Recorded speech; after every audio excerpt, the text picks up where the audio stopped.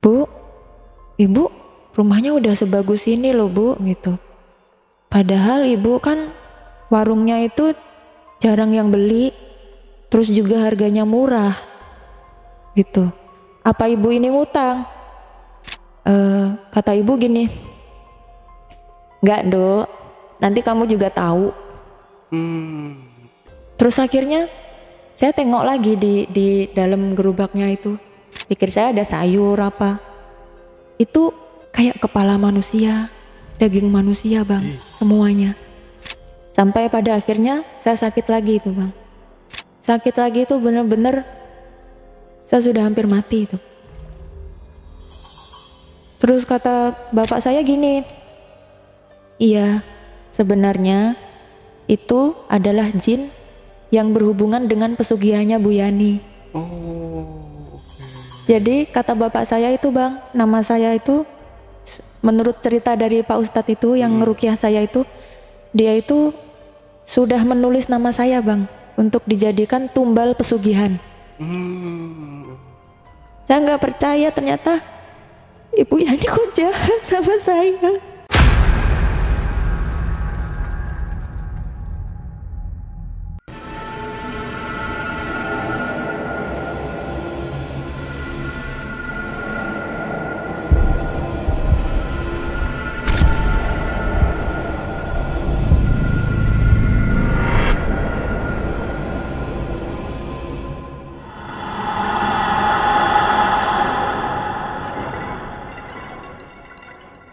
Assalamualaikum warahmatullahi wabarakatuh.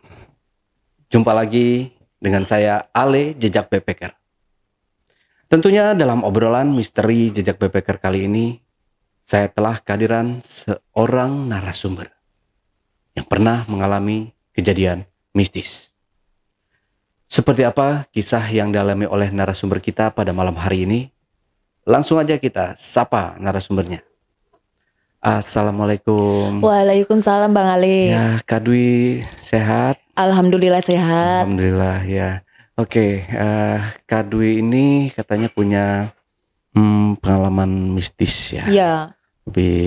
Lebih tepatnya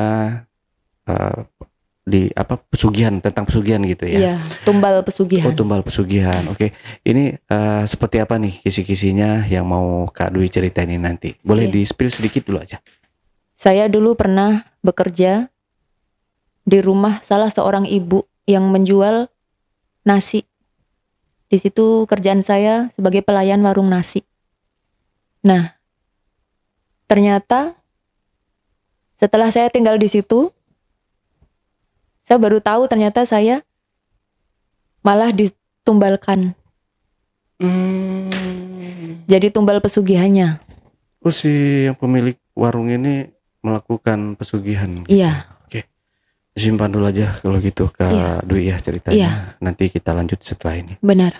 Tapi sebelum Dwi menceritakan pengalaman mistisnya lebih lanjut lagi, saksikan setelah OMG yang satu ini. Kopi Liong Bulan. Nuansa legendaris di mana keunikan rasa dan aroma mengalir dari setiap biji kopi pilihan. Keistimewaan yang dipersembahkan bagi mereka yang menghargai cita rasa terbaik. Gurih dan aroma asli yang khas dibuat dengan sempurna. Kopi Liong Bulan, keajaiban dalam setiap aroma. Oke, Kak Dwi.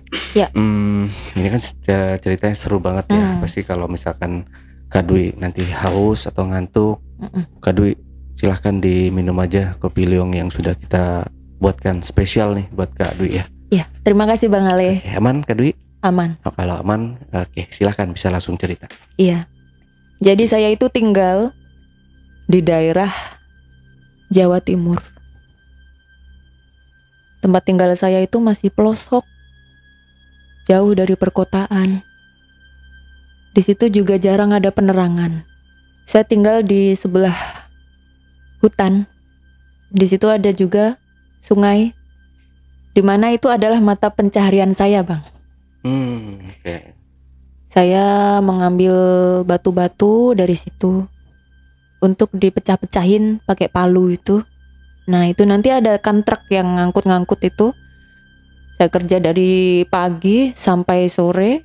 Kalau udah beres nanti baru dapat gaji, baru dibayar. Sehari ya saya dapatlah 25.000 itu, mecah-mecahin batu. Karena terkadang saya itu kan gak masak. Ya mungkin pikirnya ada nih tetangga tuh, dia kan ada yang jualan nasi gitu. Terus rasanya enak, terus lagi murah. Satu piring cuman 5.000 waktu itu. Akhirnya saya kalau istirahat ya udahlah mampir aja ini. Namanya Bu Yani. Nah, di situ ya paling saya mah cuman makan, balik lagi kerja lagi, seperti itu lagi, pulang kerja makan lagi di situ, udah baru istirahat di rumah. Seperti itu. Bu Yani ini kan ya masih orang gak mampu bang. Dia itu rumahnya aja masih dari bambu itu, yang masih reot dan udah lapuk. Kalau ada angin kenceng aja roboh. Dan saya juga mendengar beliau ini sering ditagih hutang sana sini. Hidupnya tuh selalu dalam ketakutan, penuh dengan ancaman, penuh dengan caci makian orang-orang. Tapi beliau ini tabah. Terus kurun waktu 3 bulan lah. Kok sudah bisa bangun dari keterpurukan ini? Maksudnya sudah bisa ngerenovasi rumah lah, walaupun cuman sedikit nih. Udah ada tembok, tapi masih ada papan-papan juga sih belakang. Gitu. Semi-semi modern. Semi-semi modern gitu. Tapi alhamdulillah lah. Menurut saya itu bagus lah gitu, daripada saya ngelihat orang ini kok kayaknya menderita banget gitu. Saya nggak tega. Tapi saya sendiri untuk ngebantunya juga nggak mampu, karena saya juga orang biasa bang. Gitu. Nah, ngelihat dia udah ada peningkatan ya syukurlah, bagus gitu. Nah, terkadang saya juga mikirnya gini, padahal Bu Yani itu dia jual nasi itu dengan harga 1 piring 5.000. Kopi aja itu bang secangkir itu cuma 1.000 rupiah. Oh, murah banget. Murah banget bang. Makanya saya juga heran kok bisa ngerenovasi rumah gitu, dari mana? Sedangkan Bu Yani ini kan janda. Dia itu ada suami dulu tapi sudah meninggal. Nah, terus punya anak 3. Anaknya gak ada yang kerja bang, nganggur semua. Yang kerja cuman Bu Yani ini dengan warung nasi ini. Yang beli juga jarang-jarang. Ya cuman ngebatin aja, ya sekilas aja sih itu. Bisa ya dia ngerenovasi rumah, apa mungkin ngutang lagi gitu pikir saya. Terus gak lama kemudian baru aja saya ngebatin, tiba-tiba dia nongol. Dok gitu. Bu Yani, aku gitu. Ada apa bu? Kamu mau gak kerja ikut sama ibu? Katanya. Loh, bener tau bu? Gitu. Kerja jadi apa gitu? Ya udah ngelayanin orang ini, beli-beli makanan gitu, ngeladenin orang-orang ini yang beli-beli kopi gitu. Kan ibu mah capek sendirian gitu. Terus saya senang ya kan denger kayak gitu. Jadi langsung spontan saya mau aja gitu. Karena saya pikir daripada mecah-mecahin batu capek ya kan, saya cewek gitu loh. Itu kan kerjaan berat nih, lengan saya jadi kayak Popeye gitu kan. Terus ya udahlah, nggak pikir panjang, saya mau gitu. Nah tapi pas saya mau berangkat ke sono, mau diajakin ke sono itu, kok oh iya lah saya belum ngomong sama bapak ibu. Bu sebentar saya mau tanya dulu sama orang tua ya bu ya gitu, ngobrol dulu lah gitu. Nanti kalau orang tua oke, nanti saya kerja sama ibu gitu. Oh iya dong nggak apa-apa katanya gitu. Oh ya udah, akhirnya saya bilang sama bapak ibu dan kebetulan diizinkan bang. Ya udah. Akhirnya langsung gas saya ke sana. Nah, dari situ sudah mulai bilang dulu juga sama itu yang bos batu yang kerja itu tadi. kalau saya mau berhenti gitu. Di situ kan emang nggak ada keterikatan kerja bang. Kalau mau berhenti berhenti aja kayak gitu. Kalau mau kerja ya kerja, kalau enggak. Jadi nggak kayak orang kerja di ini harus pakai kayak gini kan enggak. Ya udahlah gampang, mau apa berhenti ya berhenti gitu. Jadi mudah kan. Akhirnya saya langsung lompat lah ke warungnya Bu Yani. Akhirnya di situ ya saya bekerja sebagai karyawan dan rutinitas sehari-hari sih oke. Saya nyaman kerja di situ karena juga tempat Bu Yani itu kan nggak jauh dari tempat saya bekerja bang. Kalau tempat saya bekerja itu kan di dekatnya sungai itu, di atasnya sungai lah di situ. Nah tempat Bu Yani itu seberangnya ke sono agak lurus lagi, itu sekitar 100 meter lebih lah. Nah jadi nggak jauh, ya udahlah akhirnya saya oke gitu, masih bisa pulang pergi kan ke rumah gitu pikir saya. Pas malam di tempat Bu Yani lagi nih ya, pas malam itu saya bilang gini, Bu ini kan udah jam 8 malam, udah nggak ada orang beli lagi. Gimana ya Bu, apa warungnya masih buka aja apa ditutup aja? Terus kata Bu Yani, ya udah dong nggak apa-apa tutup aja, lagi pula hujan gitu. Ya udahlah, saya tutup warungnya. Terus saya pamit sama ibu, Bu saya pulang dulu ya gitu. Loh kok pulang? Kamu nginep di sini aja ya Nduk nemenin ibu, kata beliau begitu bang. Terus gimana Bu, saya belum bilang loh sama orang tua saya, sama bapak ibu saya kalau saya mau nginep gitu. Kirain kan mau pulang pergi gitu. Gak apa-apa, kamu kan ada HP, bilang aja sama bapak, nginep aja tempat Ibu Yani. Ya udah, akhirnya saya nginep di situ. Ya udah saya jalanin, sama orang tua juga ya nggak apa-apa kata bapak. Kerja baik-baik di situ ya, gitu. Namanya orang tua kan ya pasti kan bawel gitu kan, jangan begini, jangan begitu gitu. Ya terus akhirnya orang tua saya mengizinkan untuk saya tidur di tempat Ibu Yani. Sampai berapa bulan di situ, saya itu kok tiba-tiba itu pas tidur itu loh, kok tangan saya kayak ada yang narik-narik kayak gini. Terus kaki saya ini kan tadinya lurus, tiba-tiba kayak ada yang ngejegal gini. Duh, orang nggak ada apa-apa, nggak ada siapa-siapa, saya tidur sendirian. Terus ibu tidur di ruang tamu gitu, ruang depan, kalau saya tidur di kamar. Terus saya pikir, alah, paling kecapean, atau saya mungkin halusinasi ngigau lah gitu. Akhirnya saya udah tidur lagi. Ya kadang-kadang juga ada rasa kayak kangen sama orang tua. Itu udah beberapa bulan di situ, ada sekitar 3 bulan lebih. Pengen pulang, tapi kayaknya nyaman aja di situ, itu pokoknya damai lah. Di rumah Bu Yani itu damai, kayak tenang aja. Apalagi di rumah Bu Yani itu ada kayak kolam ikan itu, terus ada kayak suara air mancur gemericiknya, itu yang bikin saya tuh seneng di situ. Jadi nyaman aja. Terus tapi saya ini pas sering melihat tempat Bu Yani ini selalu rame tukang bang. Tukang-tukang tuh sering, ntar renovasi ini selesai, terus ntar besoknya renovasi apa lagi, kayak gitu sering. Terus akhirnya yang tadi dari rumah dia yang cuman tembok terus belakangnya masih papan-papan, itu tuh sudah berubah, udah di keramik, udah di pelapon, udah bagus bang rumahnya itu.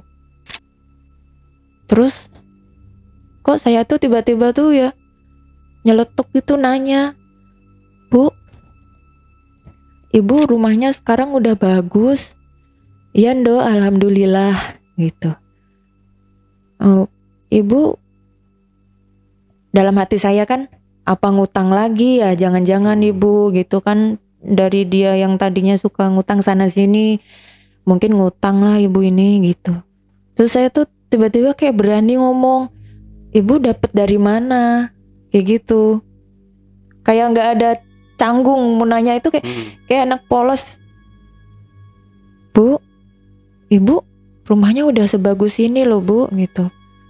Padahal ibu kan warungnya itu jarang yang beli, terus juga harganya murah, gitu. Apa ibu ini ngutang? Kata ibu gini, nggak dok, nanti kamu juga tahu. Iya.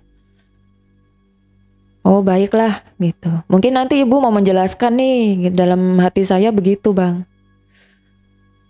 Nah bener tiba waktunya ibu itu menjelaskan ke saya tuh nggak dengan cerita. Jadi saya tuh pas malam Jumat itu bang, jam 12 malam, saya tuh dibawa, diajak lah, dibangunin. Saya awalnya dibangunin, dok bangun. Kenapa bu, apa udah pagi? Belum. Ibu mau ajak kamu. Kemana sih bu? Jalan-jalan gitu. Iya, kata ibu. Saya tuh dibawa, waktu itu dia memakai mobil yang itu loh, yang bannya gede banget itu. Mobil jeep, mungkin mobil hutan mungkin ya. Nah itu dibawa pakai mobil itu sama oknum bang, oknum polisi. Ya kan dia sudah mulai ada peningkatan tuh, sudah ada kayak penjaganya dia dari polisi, tentara, sudah ada. Terus saya dibawa, tiba-tiba saya kok jauh banget sih, kemana sih bu gitu, ntar kamu juga tahu gitu. Nah pas nyampe di jalan raya itu berhenti, belok, kok masuk ke jalan agak kecil ya, masih inilah. Ya pikir saya paling mau main ke rumah siapa gitu. Terus ternyata kok masuk lagi ke hutan itu bang. Masuk lagi ke hutan. Loh ini mobilnya masuk ke hutan, kayak nggak ada apa namanya, kayak jalan itu kayak nggak ada. Jadi kayak semak-semak tuh ditabrak aja. Seperti itu. Terus ini nanti kalau ada macan gimana loh bu, kok di hutan-hutan. Ya waktu itu saya tuh nggak ada kayak pikiran negatif, nggak ada, karena memang sosok Bu Yani itu kan orangnya baik banget sama saya, itu baik banget. Walaupun dia pernah hidupnya tertekan kayak gitu, pernah penuh dengan ancaman, dia termasuk orang yang kuat, termasuk orang yang tabah. Sehingga saya nggak ada kecurigaan apapun sama beliau ini. Ibu ini mau berburu apa? Kata saya. Ibu ntar kamu mau nunjukin ke kamu dok, kamu kan waktu itu nanya sama ibu, kok ibu bisa sukses bagaimana? Ya ibu mau nunjukin. Oh ya namanya saya kan orang kampung, jadi sudah gak asing lagi lah hal-hal yang begituan. Karena juga ibu ini sebenarnya dia sebelumnya juga udah sering ke dukun sana sini bagaimana untuk meningkatkan apa ya, biar dia itu ada pelarisan lah kayak gitu. Jadinya ya udahlah saya tuh, oh alah paling ibu ini mau ke punden ini, saya gitu. Terus dalam hati cuman itu bang, dalam hati saya aja. Terus ya udah saya ikutin aja perjalanan ibu itu jauh banget. Sampai saya tuh yang saya khawatirkan tuh ada ular besar atau ada macan gitu loh bang. Ya udahlah saya ikutin, bismillah selamat, nggak ada apa-apa, semoga nggak ada macan, nggak ada ular gitu. Terus akhirnya nyampe lah itu, nyampe ke tempat itu, mobilnya diparkir itu bang, diparkir. Jadi kita semua bertiga itu jalan kaki, itu masih jauh banget bang, capek. Udah jam 12 malam, ngantuk-ngantuknya, diajak jalan kaki ke hutan-hutan jauh banget. Nah terus begitu nyampe di situ sudah ada kelihatan penerangan. Kelihatan ada penerangan itu, saya sudah gini, oh ini paling rumahnya nih, ini paling yang mau dituju nih, seperti itu. Terus akhirnya nyampe lah ke situ. Langsung saya digiring ke rumahnya ibu. Ya kalau di situ dibilang itu juru kunci bang. Di juru kunci itu ya masih kita makan-makan, minum teh hangat lah. begitu. Terus akhirnya saya itu dibilangin sama juru kuncinya, "Duk, di sini tuh kamu lo bisa minta apa-apa." "Minta apa, Bu?" Saya begitu. "Ya kamu kalau misalnya nih, kamu ada cita-cita apa, ya udah kamu minta aja." Kata ibu juru kuncinya begitu. "Duh, gimana caranya?" Terus ibu itu bilang, "Caranya saya ditunjukin, Bang. Misalnya kayak sesepuh-sesepuh atau yang sudah meninggal itu, yang tokoh-tokoh yang di situ yang di pundi-pundi itu kan, namanya si ini, si itu, Dayang siapa, Ki siapa, itu nanti suruh minta ke situ katanya." Tapi ya saya kurang setuju dalam hati itu, Bang. Dalam hati saya ini kok mintanya sama orang yang sudah mati gitu. Kayak menolak dalam hati itu. Tapi saya nggak bisa untuk menyangkal orang itu secara terus terang, secara terang-terangan. "Yo enggak lah kayak gini," nggak mungkin saya seperti itu. Akhirnya saya pendam sendiri. Nah, saya ikutin aja alurnya ibu ini mau kemana lagi nih. Sudah dari situ tadi, akhirnya saya digiring lagi, Bang. Digiring lagi, ya melewati semacam kuburan-kuburan, tapi di dalam rumah kuburannya itu, Bang. Sudah ada gentengnya, sudah ada temboknya, seperti itu. Terus kayak di makamnya itu kayak ada sorbannya atau kain yang di kain penutup. Iya, kain penutup seperti itu. Terus ibu itu bilang begini, "Duk, ibu mau mandiin kamu." "Wah, Bu, ini kan malam dingin, gak berani mandi." "Lah kan kamu bilang katanya pengen sukses kayak ibu." "Oh iya." Akhirnya saya lawan aja, Bang, walaupun badan saya menggigil. Ya udahlah, demi ini untuk biar sukses juga saya begitu. Akhirnya saya mau dimandiin. Nah, begitu selesai mandi, saya digiring lagi ke rumah yang dalamnya ada kuburan-kuburan itu tadi, ada makam-makam. Saya disuruh tidur. Kata Bu Yani, "Dah, kamu sekarang tidur aja, kasihan kamu ngantuk." Akhirnya saya tiduran di situ. Tapi Ibu Yani ini nggak ikut saya tidur, Bang. Dia tuh masih di, maaf ya, ini kan makam tuh. Makam, terus dia di depannya makam ini, di sampingnya makam ini, dia itu kayak semedi apa, ngomong mantra-mantra apa ya, saya dengernya itu ngomong Jawa ya bukan, ngomong bahasa Indonesia ya bukan, ngomong bahasa Arab ya bukan. Ya saya bingung, Bu ini ngomong apa, kayak loh, ibu ini ngomong apa, saya bingung, pakai bahasa mana ini, saya gitu kan. Terus akhirnya udah lewat lah, akhirnya orang saya ngantuk banget. Akhirnya udahlah, nggak fokus lagi ke situ, biarin lah, anggap aja ibu ini apa ya, kayak nemani saya tidur, jadi ngedongeng lah, saya pikir begitu. Terus akhirnya pagi jam 4 pagi itu ibunya nanyain ke saya, "Duk, kamu mimpi apa?" Kata beliau begitu. Terus saya jawab begini, "Saya nggak mimpi apa-apa, Bu. Sebenarnya saya ada mimpi, Bang. Cuman saya malu." Malu. Ya gimana sih, masa kita mimpinya yang jorok, masa kita mau ngomong sih? Nah, pas saya tidur itu, kok saya tuh mimpi ada laki-laki itu gagah, ganteng, ya kan? Itu bener-bener bercahaya banget loh auranya itu. Jadi kayak saya langsung kayak seneng dan kayak jatuh cinta. Itu ngajakin saya bersetubuh, Bang. Dan saya mau aja, karena saking ngelihat itu udah terpesona banget loh.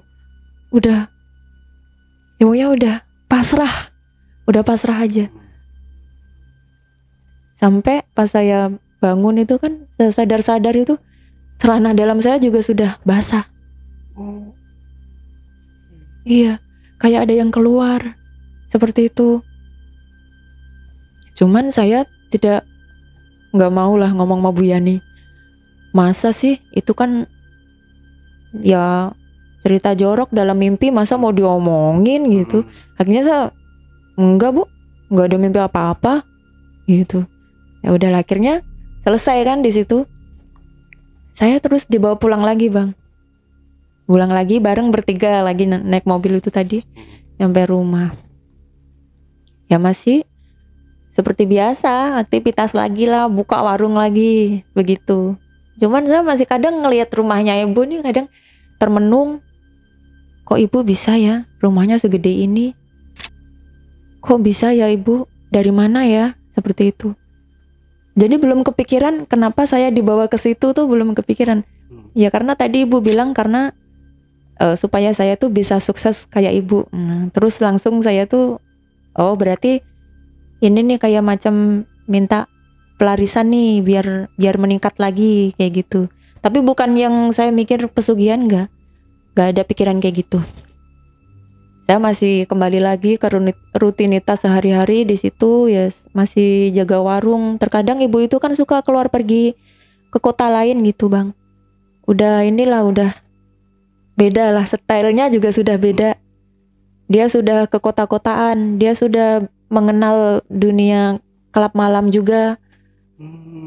Jadi sama polisi tentara itu tadi dipantau, dia dijaga gitu sampai ke hiburan malam. Oke, drastis ya peningkatannya. Peningkatannya drastis. Yang saya aja yang masih deso ya, masih deso kayak styling saya masih deso lah, masih ya belum lah kayak make kaos kayak gitu juga belum. Masih stylenya ya kemeja kayak kebaya kayak gitu aja, gamis kayak gitu aja. Ibu ini udah stylenya udah pakai kaos, celana pendek. Ini udah kayak orang kota Bang. Tempatnya apa? Kalau keluar gitu hiburan dugem seperti itu. Sering keluar. Jadi warung saya yang menghandle. Saya di situ sendirian. Terus beberapa hari kemudian itu kok ada karyawan lagi masuk. Tapi dia itu ada yang kayak bagian apa ya? Ya buat ngejaga aja. Terus ada yang macem-macem lah. Cuman kalau yang di warungnya itu cuman saya doang Bang. Jadi kebanyakan di situ anak buahnya dia itu laki-laki. Ceweknya cuman saya sendiri. Semuanya itu laki-laki. Dan sering tidur di situ juga, ada yang pulang. Sampai sudah mencapai karyawan sekitar 13 orang. 13 orang? Banyak. Sudah ada ajudan, ada penjaga yang dari tentara, dari kepolisian ada.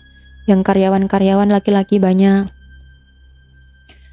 Tapi pas di situ tiba-tiba itu ibu itu kan mau taziah. Saya bingung, taziah kemana? Kata beliau, Mas Gareng meninggal. Siapa itu? Karyawan. Oh, oke. Mas Gareng meninggal. Kenapa Bu kok meninggal? Kata saya. Kecelakaan Dok, kata ibunya begitu. Ya Allah, innalillahi wa inna ilaihi rajiun. Kasian ya kan. Baru kerja beberapa bulan udah gak ada. Seperti itu. Dalam hati saya itu kok ya kasihan aja gitu, dia menghidupi keluarga, anak istrinya, tapi dia belum dapat apa-apa udah meninggal, seperti itu. Nah, terus kok pas malam saya itu tiba-tiba mimpi Bang. Mimpi itu tadi yang laki-laki yang ganteng itu tadi hadir. Datang lagi. Terus saya kayak menyambut kayak udah suami istri aja seperti itu. Ya udahlah. Terus saya pas bangun itu ya pikirnya bunga tidur. Bunga tidur lah. Mungkin saya terlalu berhayal pingin punya suami mungkin. Jadi kepikiran itu kali, jadi ada yang datang ganteng banget. Ya saya pikirnya mungkin nanti nih calon suamiku nih kayak gini, ganteng kayak gini. Terus ya akhirnya udah lewat aja lah seperti itu. Kemudian dari hari berhari saya di situ kan memang satu rumah dengan Bu Yani. Nah, Bu Yani itu sering kan ngobrol sama oknum yang jaga di rumahnya itu. Dia kalau ngobrol-ngobrol yang privat gitu sama oknum itu, Bang. Jarang ngobrol sama karyawan. Terus dia bilang, udah mulai surut begitu. Coba aja di sini, kata oknum. Di mana lagi? Ini tempatnya bagus kok, katanya begitu. Ya saya pikir emang orang sana kan kepercayaannya kan seperti itu, Bang. Ya udahlah, wajar aja sih. Dari dukun sini nggak cocok, nyari lagi ke dukun lain. Dukun lain nggak cocok, nyari lagi kemana lagi. Seperti itu aja. Emang hobi. Bu Yani itu hobi banget, Bang. Emang hobinya ke dukun-dukun begitu. Terus saya juga terkadang ada sekilas tuh kayak mikir, apa jangan-jangan ibu ini pakai pesugihan? Enggak ngaco aja aku ini mikirnya. Kadang-kadang mikir kayak gitu juga. Tapi terus akhirnya karena kita udah ya kesibukan sehari-hari, kita terkadang jarang ngelamun karena makin rame juga sih warungnya. Warungnya makin rame karena mungkin udah direnovasi ya. Jadi orang lebih nyaman lagi seperti itu. Nah, terus tiba-tiba itu kok ibu itu datengin orang, Bang. Datengin ibu-ibu. Tapi manggilnya Bude. Bude sekitar umur 55 tahun lah. Tuh, kok saya ini diajak ke kamar disuruh ganti kemben.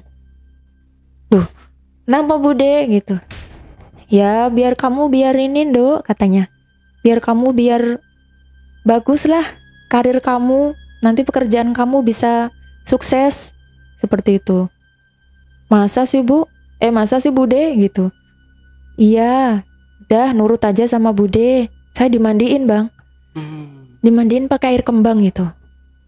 Di dalam kamar mandi. Sama kayak yang sebelumnya berarti. Iya, yang kemarin juga dimandiin. Cuman kan kalau yang kemarin itu kayak disendang ya. Kayak di sumber seperti itu. Tapi yang ini di rumah sendiri. Di ember itu sudah ada bunga-bunga, kayak ada minyak-minyak apa seperti itu. Terus akhirnya saya dimandiin dari ujung rambut sampai seluruh tubuh. Ya saya nurut aja seperti itu. Terus perasaan saya itu tenang, damai. Ya akhirnya ya udahlah, mengalir begitu aja. Nah, pada saat itu saya ya masih aktivitas, masih kerja lah di situ. Cuman yang ada anehnya ini, seminggu kemudian itu saya tuh sakit. Sakit itu kayak nggak biasanya, Bang. Kok badan saya seperti ada yang nusuk. Seperti itu. Duh, kenapa ya? Kok sakit banget? Apa mungkin saya kenapa? Apa masuk angin? Apa tanda-tanda masuk angin mungkin? Seperti itu. Saya bilang ke ibu, Bu, badan saya kok sering kayak ditusuk-tusuk ya Bu. Kayak ditusuk pisau. Terkadang di jantung sini, terkadang yang gak pasti, terkadang kayak di lengan, kayak di pinggang, seperti itu. Kata ibu, mungkin kamu kecapean Dok. Oh iya ya Bu, kecapean, mungkin saya harus istirahat mungkin ya. Iya udah kamu istirahat aja, seperti itu. Terus akhirnya saya tuh tiba-tiba mimpi itu horor. Jadi kayak ada orang gede tinggi, itu badannya itu hitam kayak hitam berkilat gitu loh Bang. Hitam berkilat tapi ada biru-birunya. Hitam ke biru-biruan Bang. Gimana sih kayak kalau kita memar kayak gitu? Ya seperti itu warnanya. Gede tinggi, diem begini di depan jendela itu. Terus saya kemudian kok kayaknya anehnya itu saya kan dulunya orangnya penakut banget. Saya tuh kalau ada apa-apa tuh langsung histeris gitu loh, histeris, heboh gitu. Tapi pas lihat itu kayaknya kayak biasa aja. Nah, anehnya tuh di situ, kok dari sisi saya sendiri kayaknya sudah ada perubahan. Ngelihat kayak gitu kayak sudah biasa seperti itu. Juga sudah mungkin habis dimandiin ibu tadi, jadi efeknya saya jadi pemberani mungkin seperti itu kan. Nah terus akhirnya saya sering-sering mengalami seperti itu juga, kayak melihat hal-hal yang aneh seperti itu. Tapi ya saya skip lah, ya lewatin aja. Yang penting saya fokus kerja, saya mau sukses lah seperti ibu. Pikiran saya mah selalu seperti itu. Pengennya sukses seperti Ibu Yani. Terus akhirnya saya itu pas lagi di depan rumahnya ibu, itu pas malam-malam mungkin saya gerah di dalam, tiba-tiba saya pengen aja kayak kalau orang Jawa bilang ngisis, nyari angin seperti itu kan, nyari angin. Enak di sini. Tiba-tiba ada gerobak. Di gerobak itu ada orang yang ngedorong itu, Bang. Sosoknya itu laki-laki memakai celana pendek. Badannya putih kayak Bang Ali. Itu dia telanjang dada. Nah, rambutnya dia tebel. Nah, begitu saya lihat itu, Bang. Kok ada bulu badannya itu ada jarang-jarang, sekitar ada 3 atau 4 bulu. Itu segede jentik, segede kelingking ini. Gede bulunya. Tapi anehnya saya juga enggak langsung ngejomplak atau ketakutan, enggak. Jadi kayak udah biasa aja. Seperti itu. Terus akhirnya saya tengok lagi di dalam gerobaknya itu. Pikir saya ada sayur apa.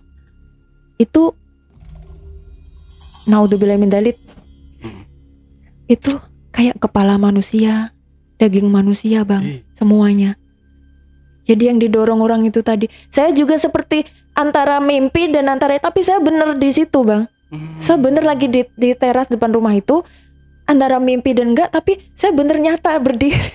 Merinding saya, Bang, sekarang.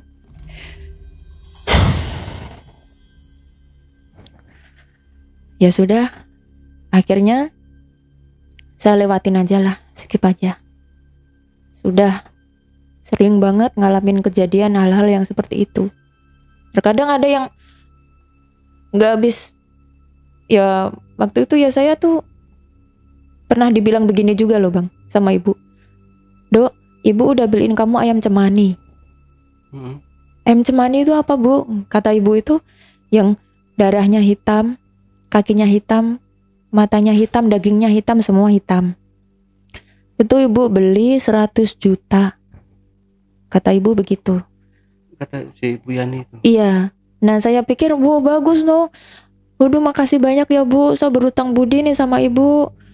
Saya dibeliin ayam cemani. Saya senang, pikir saya bisa pelihara. Nanti saya pengen gedein ayam itu. Kan katanya masih kecil ayamnya. Tapi pas beberapa hari kemudian saya tiba-tiba sadar, iya ya, ibu kan beliin saya ayam. Terus saya nanya lagi ke ibu, Bu, ayamnya mana ya, Bu, ya yang ibu beliin ke saya itu? Ibu malah mengalihkan perkataan. Dan itu saya juga udah nggak, kok dialihkan sih, nggak seperti itu. Jadi saya kayak iya aja. Apa yang ibu bilang saya iya. Jadi kayak ya mungkin nggak tahu juga efek kenapa. Jadi kayak saya sendiri juga ada perubahan gitu, Bang, di situ itu. Sampai pada akhirnya saya sakit lagi itu, Bang. Sakit lagi itu bener-bener saya sudah hampir mati itu.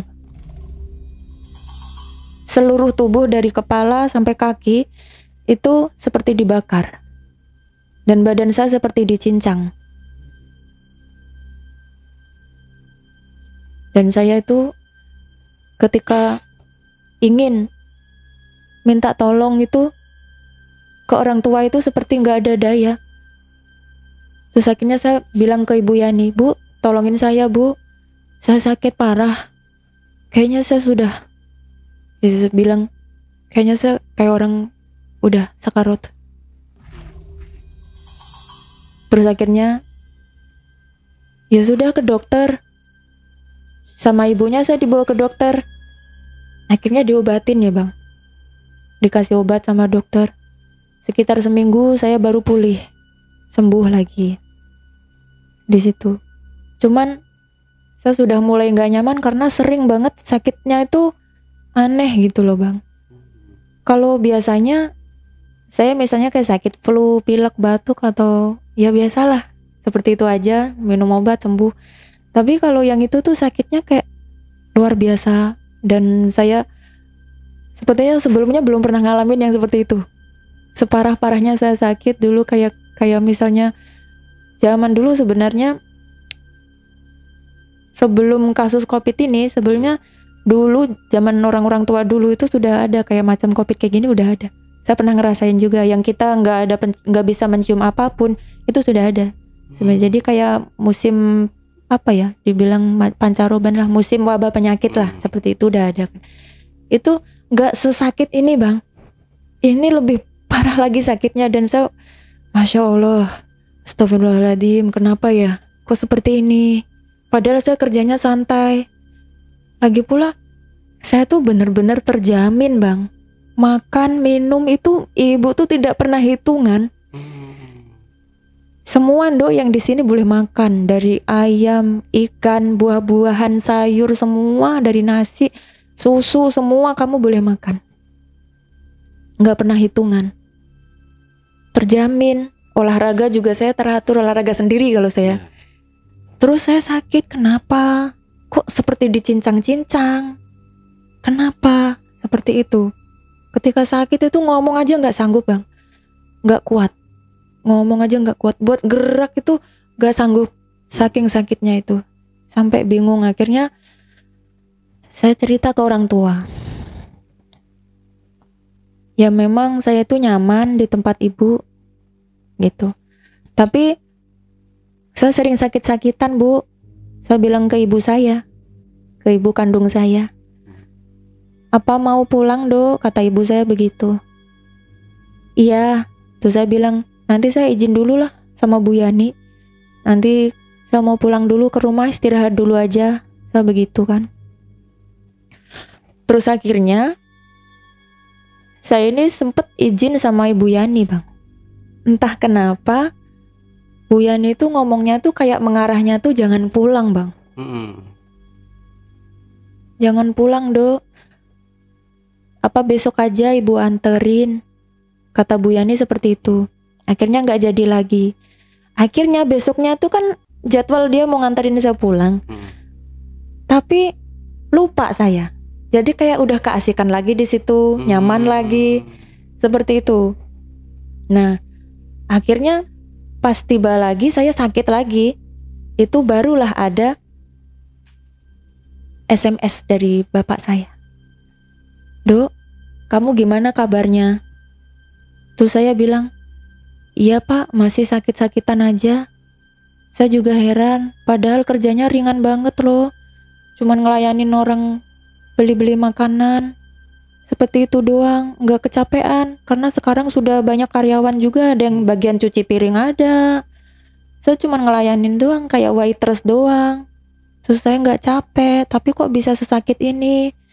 Akhirnya bapak saya bilang begini, ya udah, sekarang kamu pulang bisa nggak? Kata bapak. Gimana ya, udah malam, ibu juga udah tidur pak, jangan ngomong ibu. Kata bapak begitu bang. Terus waktu itu masih jam 10, tapi kan di tempat saya itu gelap bang, nggak ada penerangan. Dari arah ibu itu ke rumah saya itu nggak ada penerangan. Kalau malam saya takut. Terus akhirnya saya pulang. Jadi tanpa pamit Ibu Yani, saya pulang.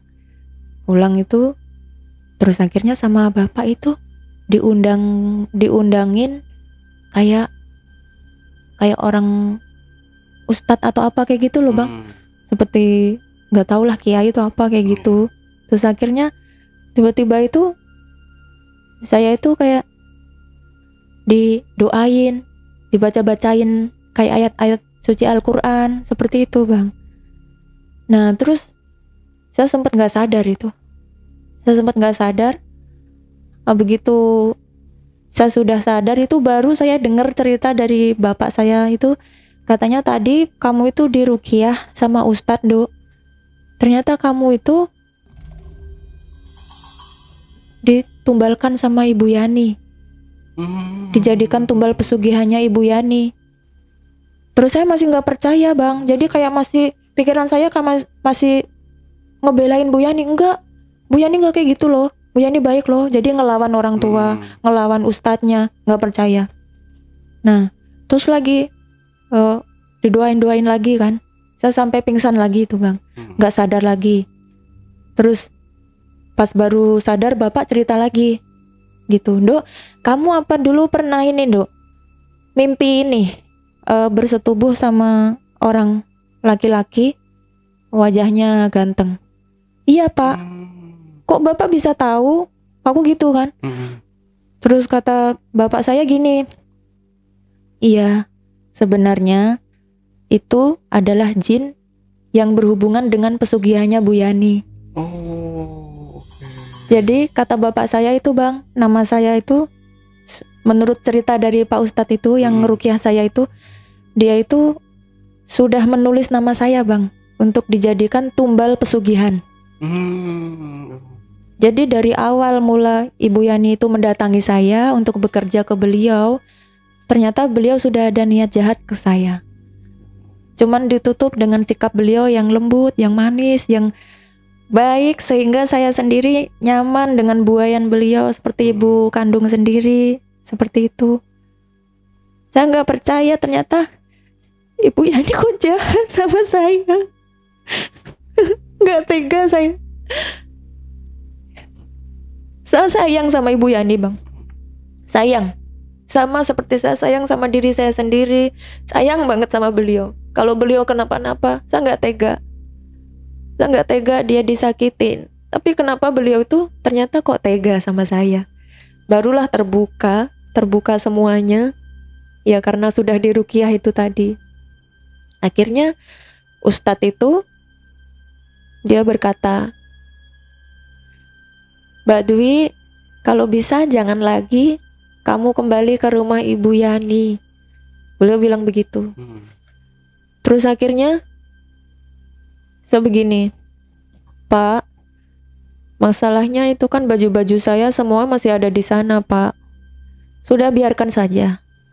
Nanti dikhawatirkan kalau Mbak Dwi nanti kembali lagi ke sana, itu akan lebih fatal dan sulit ditolong. Mbak Dwi kalau misalnya nggak cepet ketemu saya, mungkin Mbak Dwi ini sudah nggak ada. Ini bersyukur alhamdulillah karena Allah masih menyelamatkan Mbak Dwi. Seperti itu.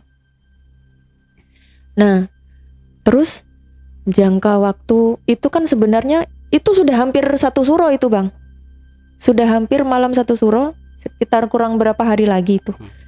Nah, terus akhirnya karena saya nggak datang lagi itu kan Bu Yani terus ngubungin saya sampai mendatangi rumah saya. Seperti itu. Terus saya sudah ada kekuatan untuk menolak itu, Bang.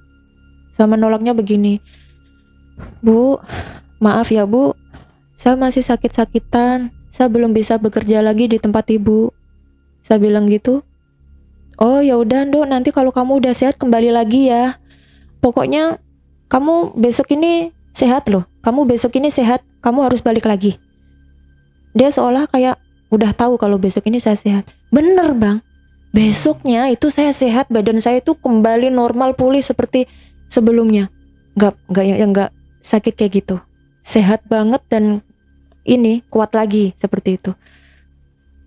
Tapi saya mainin jadinya yang tadinya saya ada janji kalau sehat mau ke sono lagi. Saya ini karena udah sudah terbayang ucapan Ustadz itu tadi, akhirnya saya mengakali lagi gimana supaya saya nggak kembali ke situ walaupun badan saya sudah sehat begitu. Nah akhirnya saya bilang ke bapak, ke ibu, Bapak nanti kalau Bu Yani kesini lagi bilang aja ya kalau saya sudah keluar kota, saya sudah bekerja di tempat lain begitu, atau gimana lah alasannya gitu. Akhirnya bener kan, Bang? Ya, dia Ini 2 hari ini dia nyamperin terus bang, nyamperin terus. Pokoknya mau nggak mau saya harus balik kayak orang kesetanan. Sampai teriak-teriak dia, nggak mau tahu, pokoknya dia balik lagi kayak orang kesetanan. Padahal Bu Yani ini tadinya orangnya lembut, wibawa, orangnya tuh mengayomi. Kok tiba-tiba dia kayak gitu, kayak pokoknya mau nggak mau saya tuh harus balik, nggak mau terima saya pergi keluar kota. Memang saya sengaja pergi keluar kota beneran bang, bener saya keluar kota. Tapi ibunya itu marah-marah ke rumah, nggak mau tahu. Pokoknya orang tua saya diamuk bang. Nah pas malam 1 suro itu kan dapat kabar karyawan yang di situ itu meninggal dunia bang. Satu. Terus di situ juga Pak Ustadz itu kan dia kan juga bilang ke bapak saya kabarin kan sebelumnya, ini karyawannya meninggal lagi pak. Aku bilang ke bapak kandung saya. Terus bapak kandung saya menyampaikan ke Ustadz itu, kata Ustadz itu gantinya saya bang. Jadi karena sayanya nggak kena, sayanya meleset, itu yang kena karyawan itu tadi. Dan mungkin akan seperti itu seterusnya. Karena itu saya antisipasi kan, saya harus gak mau lagi lah balik lagi ke situ. Walaupun terkadang saya masih kayak sakit-sakitan tuh masih ada bang, kembali lagi sakit lagi seperti itu. Masih ada kayak dampak efeknya itu masih ada. Kayak jin-jinnya itu kan dia juga sering banget tuh masih ngedatengin saya bang. Pas tiba-tiba aja, pas saya sebelum keluar dari situ yang saya sakit itu, kan jinnya itu kan menampakkan diri itu. Pas saya dimimpiin orang ganteng ya kan, putih, bersih. Pas begitu saya kebangun melek, saya lagi terlentang, itu dia benar-benar menunggangi saya bang.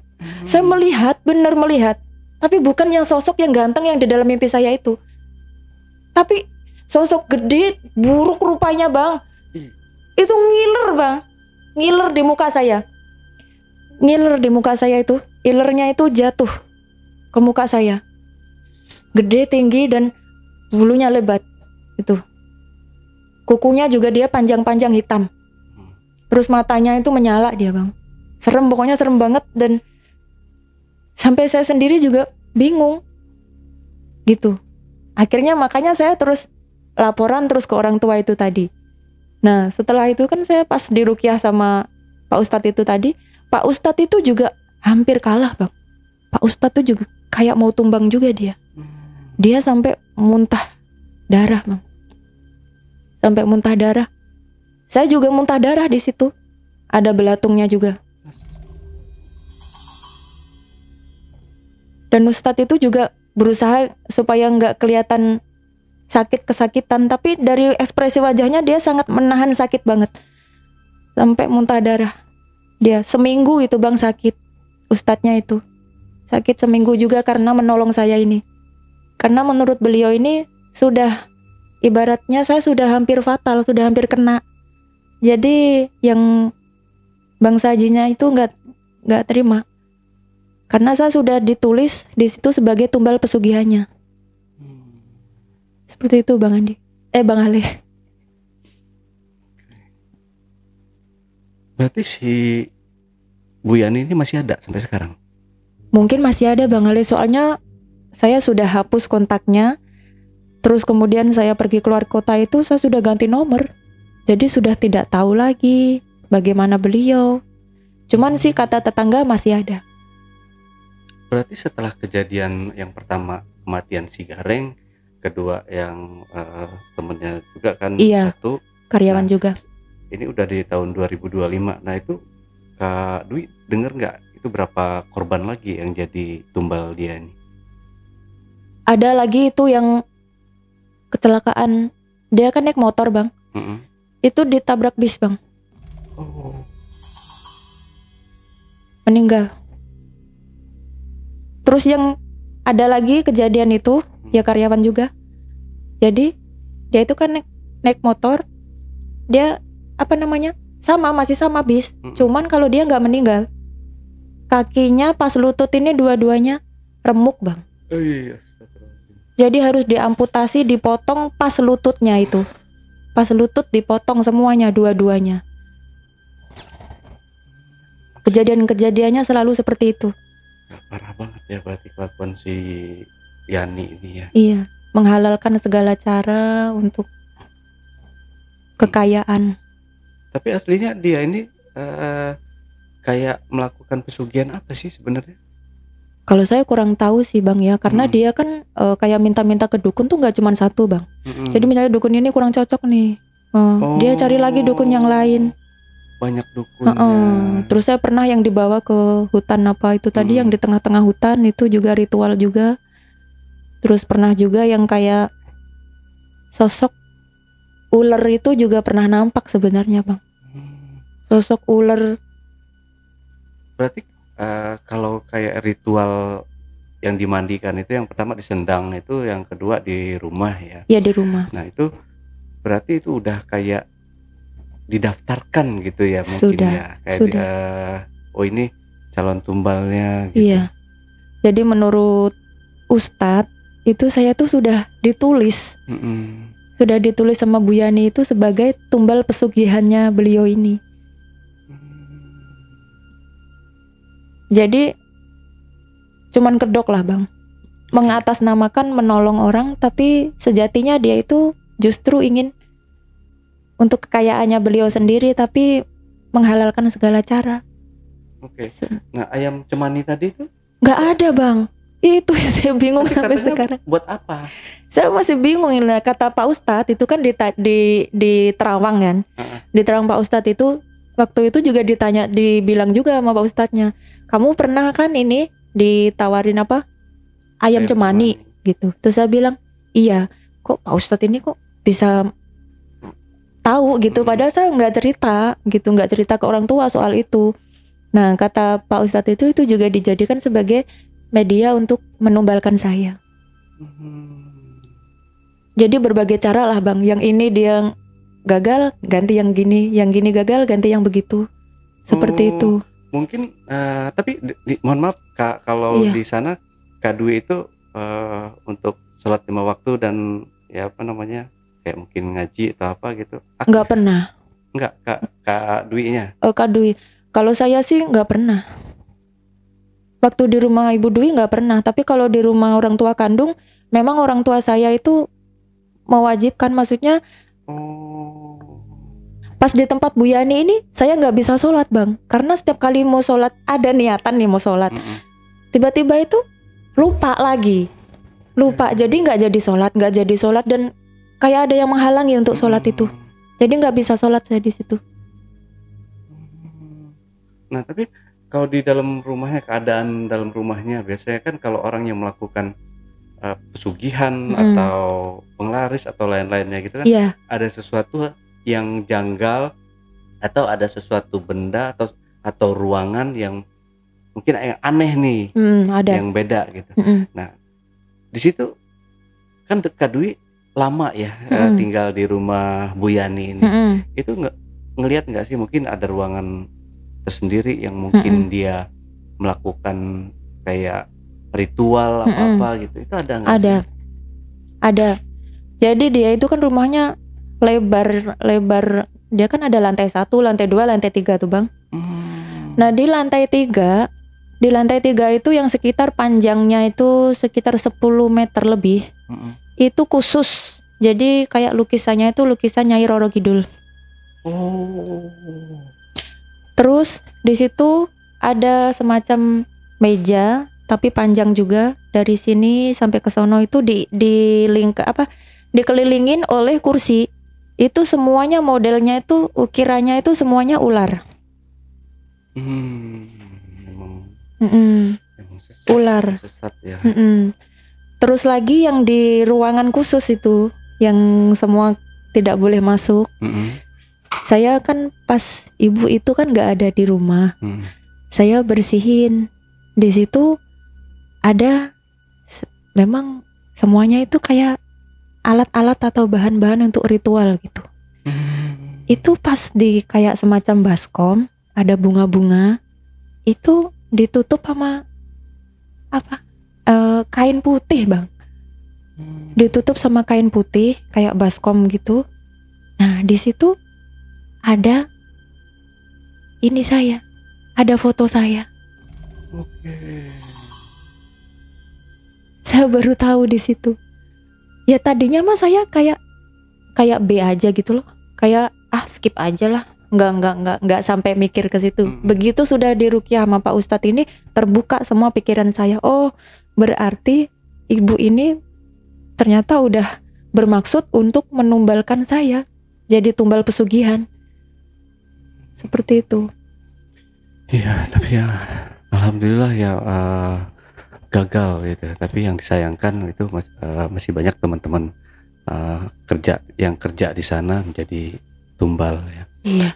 Oke, Kak Dwi, dari sini ada yang mau disampaikan lagi atau pesan-pesannya ke penonton di rumah, silahkan. Ada. Jadi buat kawan-kawanku semua, memang untuk hal mistis ini ya, terutama kayak apalagi yang berhubungan sama seperti saya yang ditumbalkan itu kan berat, ya kan?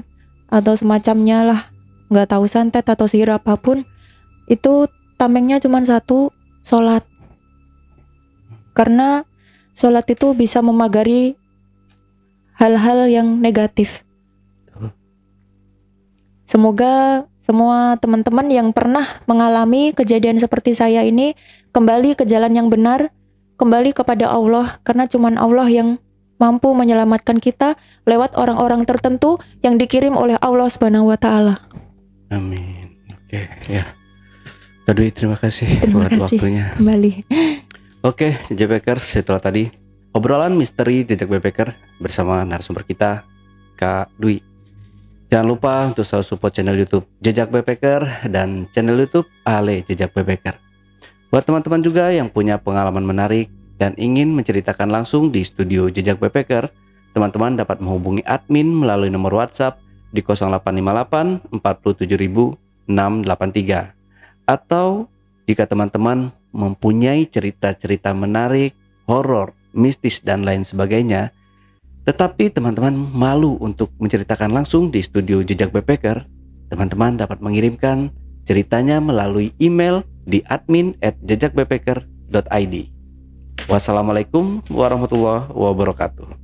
Kak Dwi, terima kasih. Terima kasih, Ya, sama-sama. mantap ceritanya, luar biasa ya. Terima kasih. Turut prihatin dengan kejadian yang menimpa teman-temannya di sana juga ya. Iya.